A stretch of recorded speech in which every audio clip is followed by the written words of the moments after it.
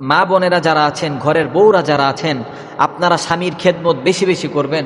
যে সময় সারা দিন শেষে আপনার স্বামী দুর্বল অবস্থায় ঘরে ফিরবে, ওই সময় ঘরে ফেরার সাথে সাথে আপনি আপনার স্বামীকে সুন্দর করে বড় মোহব্বতের সাথে আস্তে করে একটা সালাম দিবেন, আসসালামু আলাইকুম ওয়া রাহমাতুল্লাহ। যে সময় ঘরে একেবারে ঢুকে যাবে, ওই সময় আপনি আপনার স্বামীর জন্য এক গ্লাস শরবত আপনার স্বামীর জন্য দিবেন, আপনার স্বামীর সামনে উপস্থাপন করবেন। আপনি জানেন একজন স্বামীর সম্মান কত? একজন স্বামীর সম্মান কত এটা কি আপনি জানেন?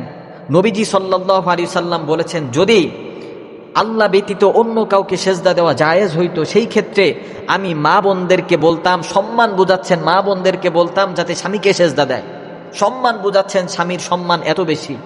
এই জন্য স্বামীর খেদমত বেশি বেশি করবেন। দেখবেন যখন আপনি স্বামীকে সম্মান করবেন, আদর দিবেন, ভালোবাসা দিবেন, ওই সময় সমস্ত সংসার থেকে যত ধরনের অশান্তি আছে দূর হয়ে যাবে। 2 নাম্বার হচ্ছে সাংসারিক জীবনে, দাম্পত্য জীবনে সুখ আসবে ইনশাআল্লাহ।